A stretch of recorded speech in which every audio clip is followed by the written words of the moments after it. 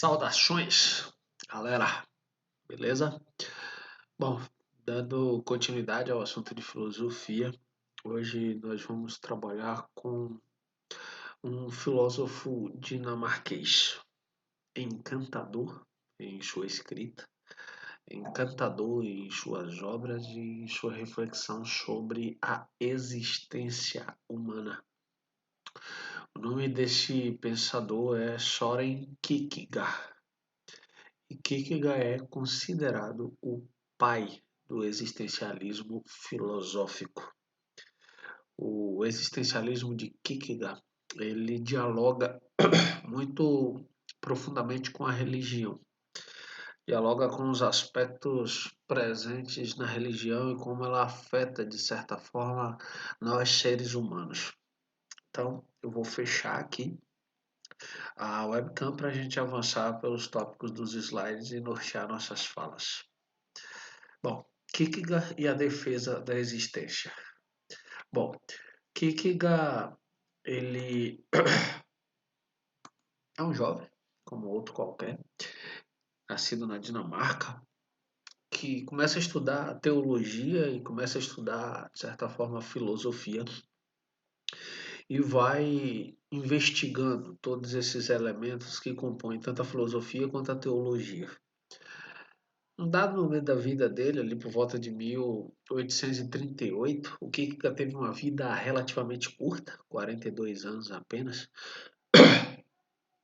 Então, em 1838, ele se aproxima de tal forma do cristianismo, dos valores e das reflexões cristãs, que ele passa, naquele contexto, a entender que ele precisa se dedicar de corpo e alma ao cristianismo. Em função disso, ele se separa, ele já era noivo da Regina Olsen, e ele acaba com o relacionamento amoroso dele, porque diz que a vida e a escolha de se tornar ou se dedicar ao cristianismo, ao estudo do cristianismo, a construção de uma filosofia existencialista que dialogue com o cristianismo, demanda dele uma entrega total. Então, se demanda dele uma entrega total, não haveria espaço na vida, em tempo, para um relacionamento amoroso, para uma vida conjugal. Então, ele acaba se separando da Regina Olsen e se atirando no estudo, na busca do conhecimento filosófico e na construção de uma teoria existencialista, que uma teoria que sobrepõe a ideia, ou que defende a ideia, de que antes da gente ser, a gente existe. Vocês vão ver e entender isso de forma mais aprofundada agora nos próximos tópicos, ok? Vamos a eles? Bom, para Kierkegaard, viver sobre o sofrimento, o rebaixamento, o desprezo e a rejeição era a única forma de se tornar testemunha da verdade. Primeiro ponto é que, repare, qual o maior símbolo da fé cristã? A fé cristã. Reflitam aí. E aí? Qual a maior referência de amor, de entrega, de. Como é que eu posso dizer? De sacrifício em nome dessa crença? Óbvio, Jesus Cristo. E se ele, Filho de Deus, enviado à Terra para sofrer e com esse sofrimento nos absolver dos nossos pecados, é o símbolo máximo dessa verdade que é o cristianismo, da concepção de Kierkegaard, qual a melhor forma de se aproximar dessa verdade, se não sofrendo também? Se não sendo rebaixado. Lembra a passagem bíblica que diz que os. Eu não vou lembrar do termo exato, mas seria uma espécie de que os que são marginalizados serão exaltados no reino do Senhor. E aqueles que marginalizaram serão punidos no paraíso.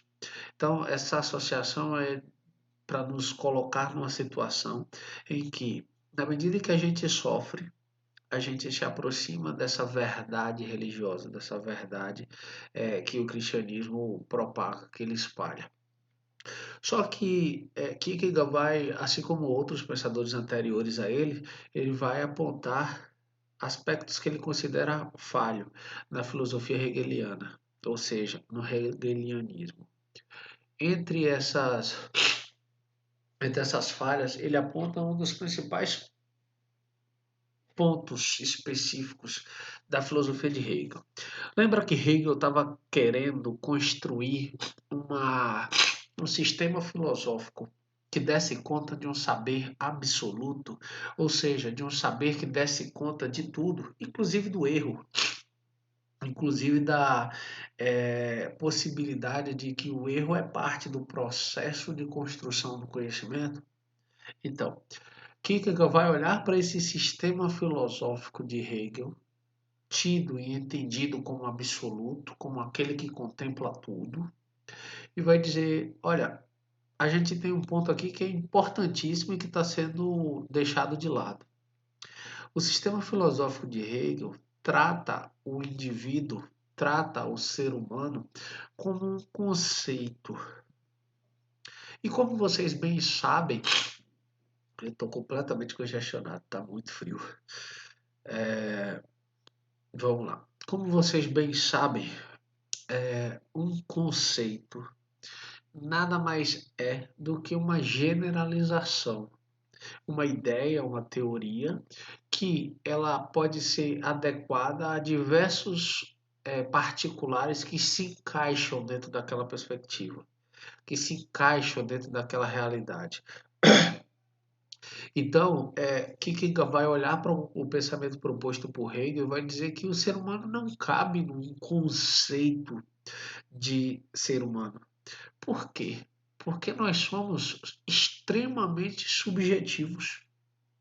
É só olharmos para os próximos, é só olharmos para as pessoas com quem nos relacionamos, para as pessoas que fazem parte da nossa família, para as pessoas com quem a gente convive formalmente ou pessoalmente.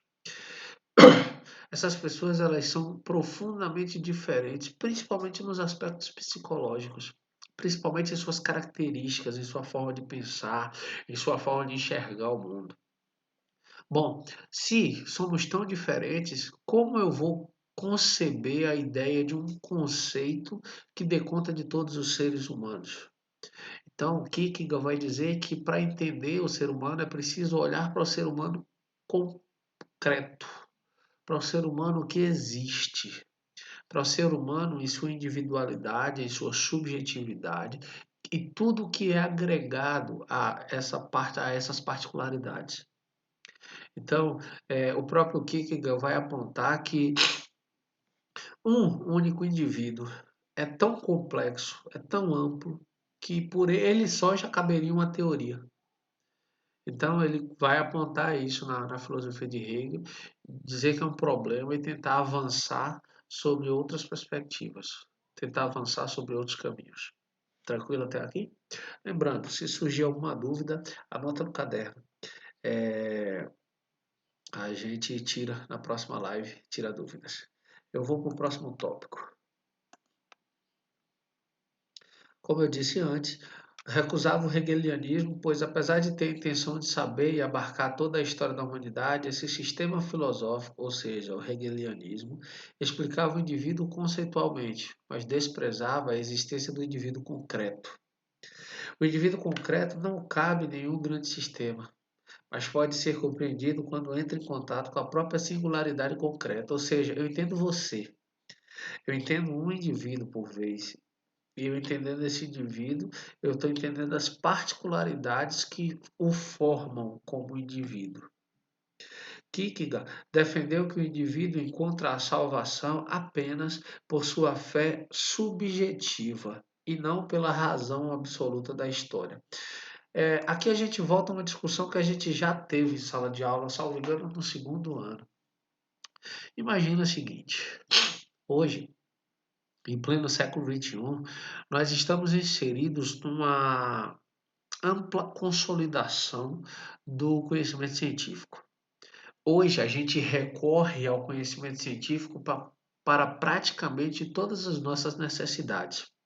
Desde as mais simples e bobas, como, sei lá, sanar uma dor de cabeça, um comprimido qualquer, até as mais complexas, como, por exemplo, pensar em colonizar outros planetas. Tudo isso dialoga com um avanço e uma consolidação do conhecimento científico. Só que a fé, ela sempre guardou seu espaço nessas relações, nessa sociedade que avança em direção ao conhecimento científico cada vez mais consolidado. Por que a fé sempre esteve ali, em seu lugar, relativamente tranquila? Porque quando o conhecimento científico se depara com um problema sem solução, é natural que as pessoas voltem sua atenção, seus clamores, seus desejos para a fé. É natural que, diante de uma ausência de solução por parte científica, a gente volte as esperanças para a fé, para um milagre divino. Exemplo, uma doença grave. Quando a ciência não consegue dar conta de resolver, é natural que a gente recorra a Deus. Que a gente recorra através dos vários pedidos, das várias promessas, das várias orações, que Ele, sendo superior, intervenha e realize um milagre para salvar uma pessoa, um contexto, uma situação. Percebe como a religião está ali, no seu lugar, e por isso que ela não foi, de certa forma, tão afetada pelo avanço e pela consolidação do conhecimento científico? É isso. Vamos adiante. Daqui a pouco eu fico sem voz. Logo, eu posso olhar para a história e entender todas as suas características sob a perspectiva da racionalidade. Por quê? Porque eu sou capaz de pensar essa história. Eu sou capaz de pensar essas relações históricas. Mas eu preciso ter uma fé que me ampare em minha subjetividade, ou seja, eu enquanto indivíduo. E essa fé é de a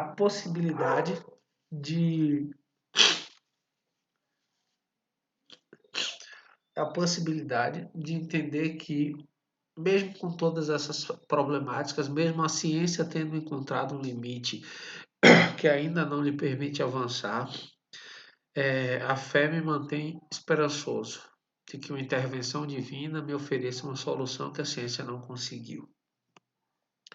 E aí, Kierkegaard ele vai estabelecer pontos para debater entre filosofia e religião, quando ele coloca que a verdade cristã seria alcançável somente por um ato de fé ou um salto na fé, que estabelece a intimidade entre indivíduo e Deus.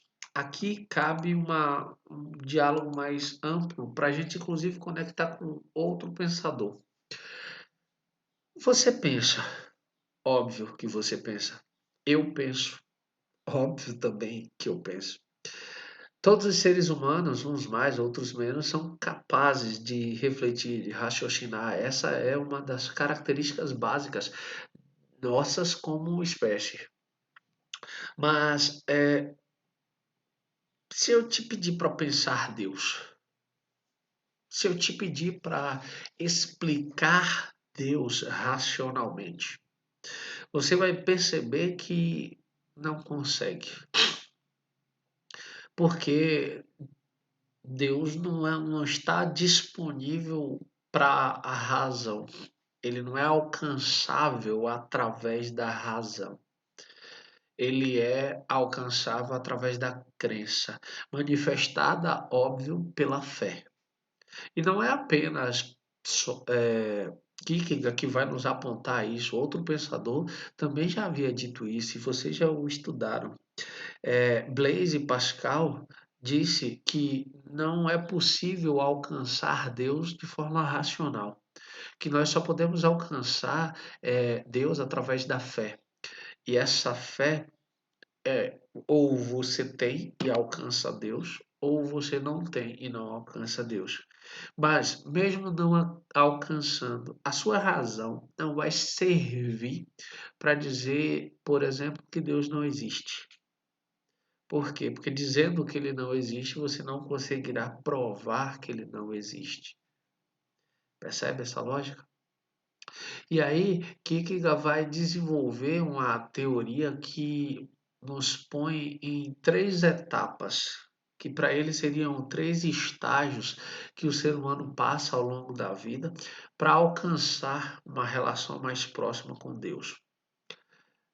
Indiretamente a gente já discutiu isso, acho que lá no segundo ano, quando eu citei para vocês que é muito comum que as pessoas, na medida em que vão envelhecendo, elas vão se aproximando mais da religião, vão se aproximando mais da ideia de Deus e vão se tornando cada vez mais religiosos. Kierkegaard vai elencar isso em três estágios. O primeiro estágio, Kierkegaard chama de estágio estético. E para ele, esse estágio estético seria a busca por prazeres momentâneos. Isso é muito comum na adolescência e na juventude. Por quê? Porque vocês estão recheados de toda a energia do mundo, estão cheios de vida, estão querendo conquistar o mundo, querem mudar o mundo.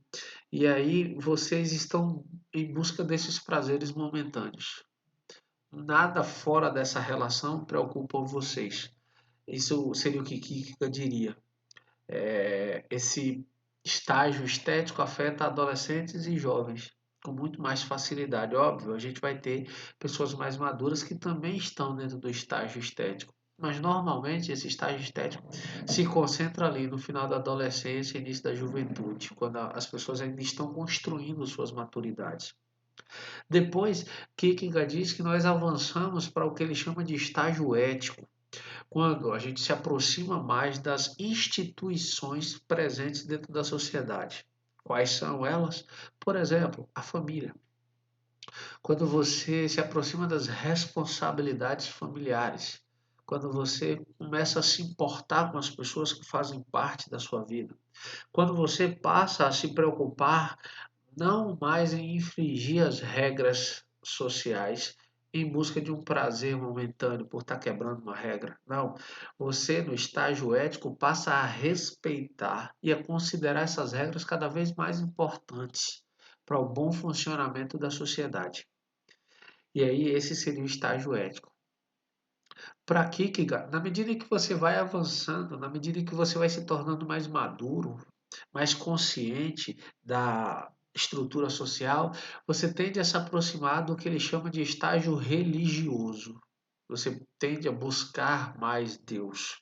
E esse seria o passo em direção a construir, a partir de sua fé subjetiva, uma relação mais próxima com Deus, um estreitar de laços.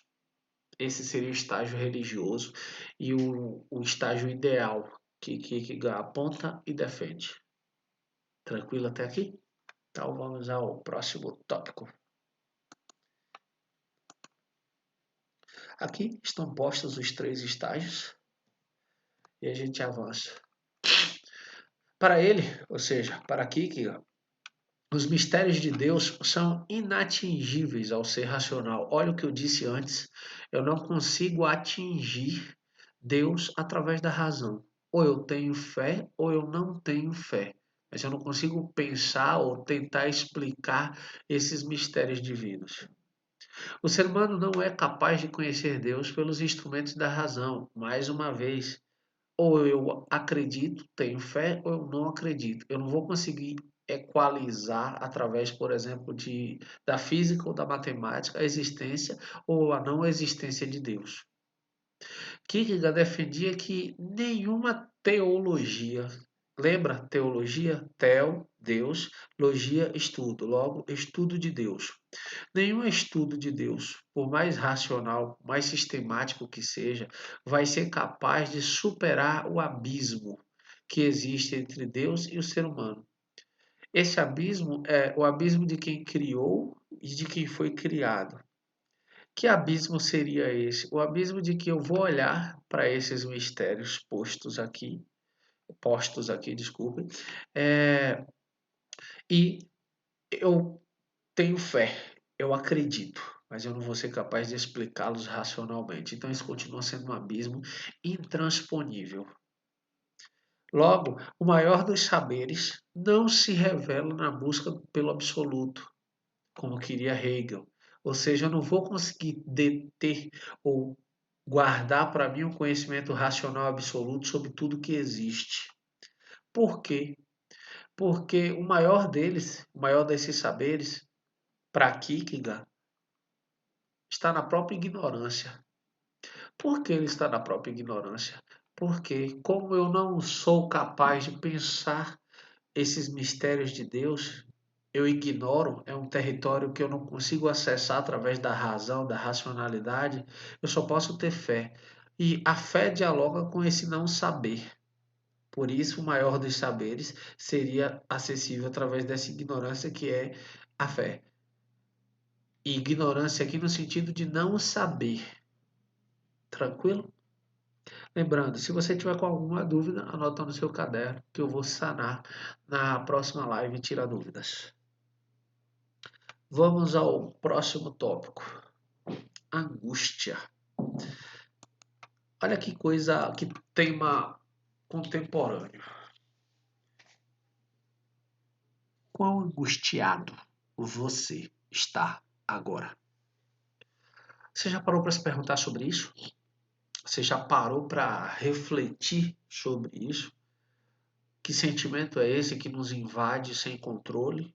Como diria um filósofo do século XX, Martin Heidegger, sem objeto, porque a angústia não tem um objeto.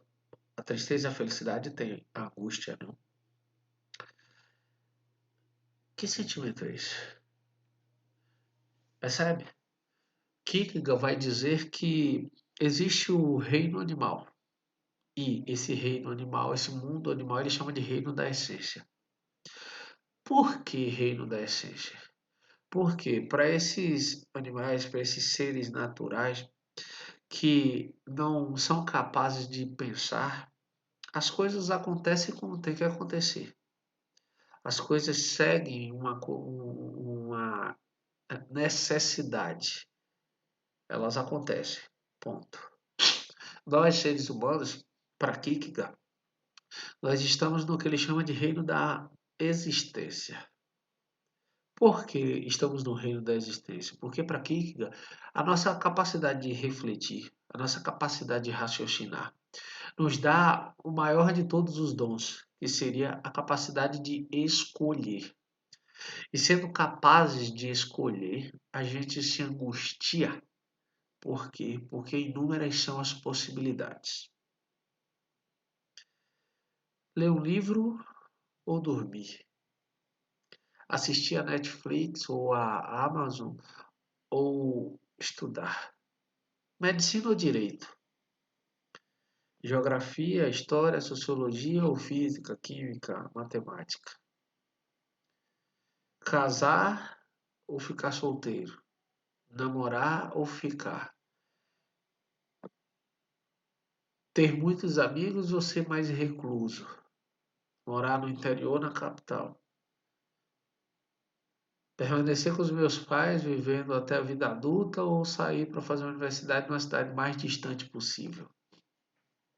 Um emprego público ou um emprego privado?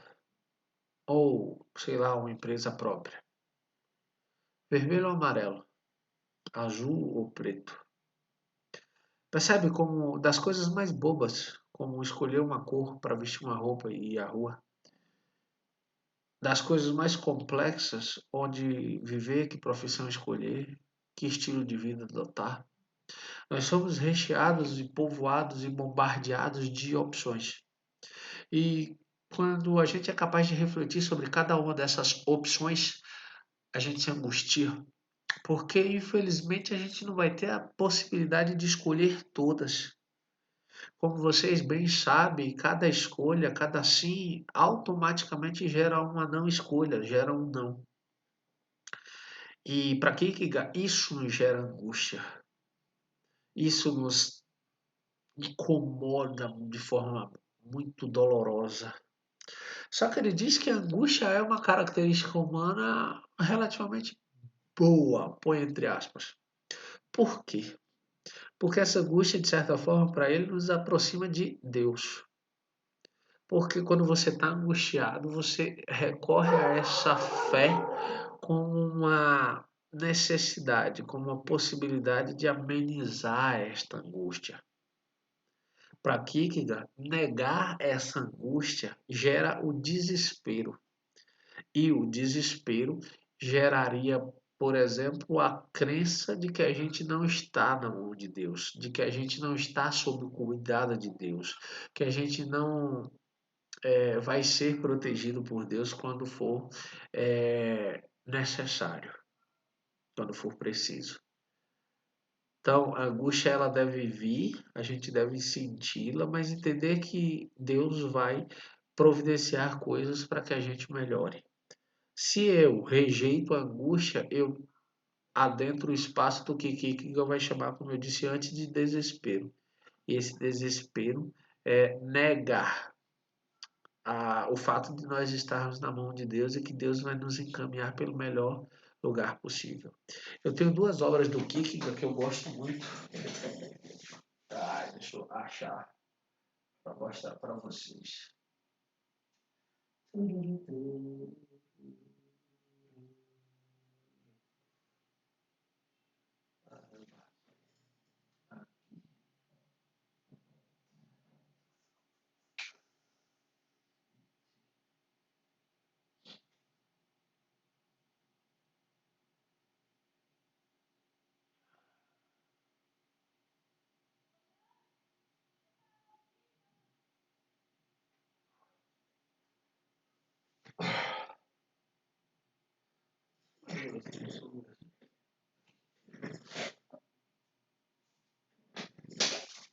Desculpa pela demora.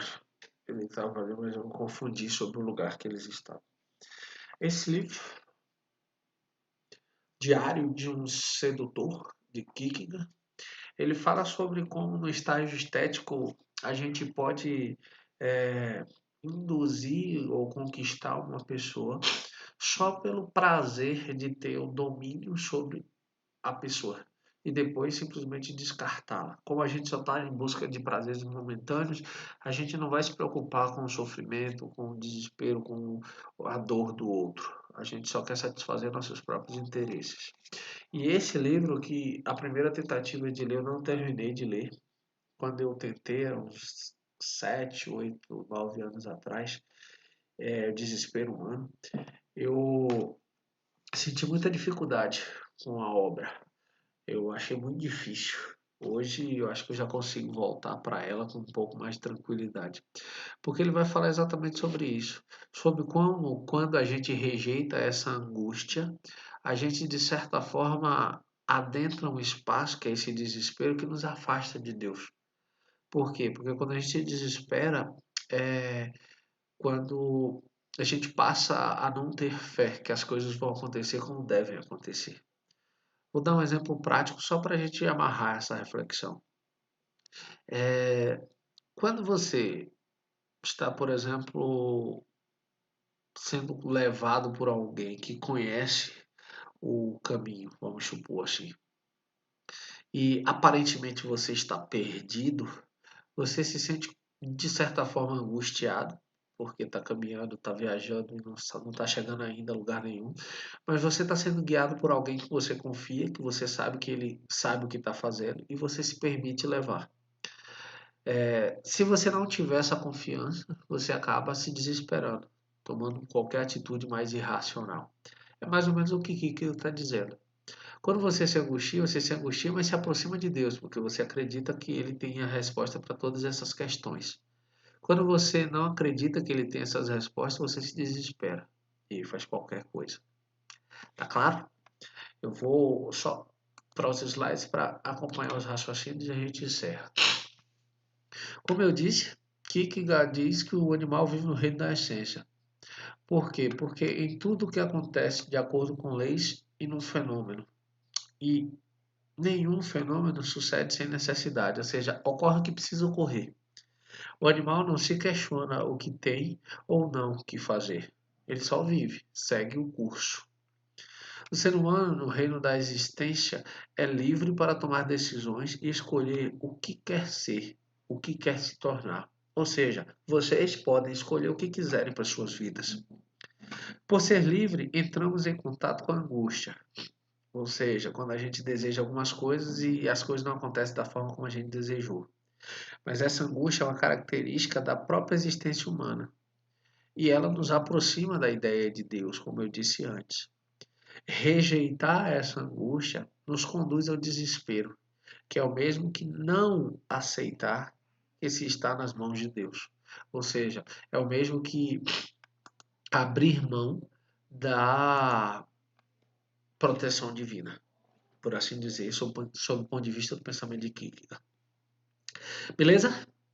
Lembrando, alguma dúvida? Anota no caderno. A gente tira na próxima live, tira dúvidas. Se não ficou nenhuma dúvida, vai lá, dá mais uma lida no conteúdo. É um conteúdo que costuma cair com certa frequência, tanto no Enem quanto nos vestibulares que cobram filosofia. No mais, fique em casa. No mais, aproveite este tempo para se descobrirem enquanto seres humanos. Quais são seus limites? Quais são seus sonhos? Quais sonhos vão precisar serem adaptados para esse novo normal para o qual nós estamos caminhando? Entendam que vai passar. E quando passar, todos os frutos que foram, todas as sementes que foram plantadas agora, que estão sendo plantadas agora, estarão aptas a gerar os frutos que vocês esperam quando estão fazendo esse plantio. Beleza? Então, um forte abraço e a gente se encontra em breve. Tchau, tchau.